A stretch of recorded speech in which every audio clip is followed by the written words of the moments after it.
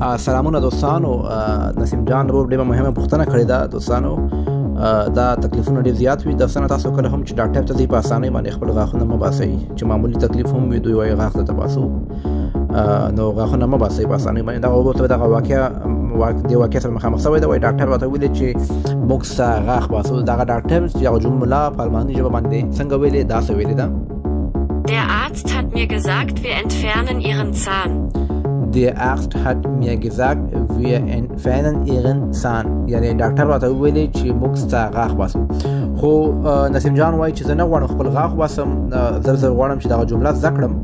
داسې نه چې جمله مې زده نه وي او د رانه بیا غاښ باسلې وي. نو راځئ چې دغه جمله زده کړو. زه نه غواړم خپل غاښ لرې کړم یا وباسم. په ډېرو طریقو ویل کېږي، خو دغه طریقه اسانه ده، کولی شي دغه طریقه زده کړئ. داسې وایو: Ich möchte meinen Zahn nicht entfernen. Ich möchte meinen Zahn nicht entfernen. یعنې نه غواړم خپل غاښ وباسم. دوستانو کولی شي تاسو هم دغسې پوښتنې وکړئ، په همدغه طریقې سره الماني ژبه یادېږي.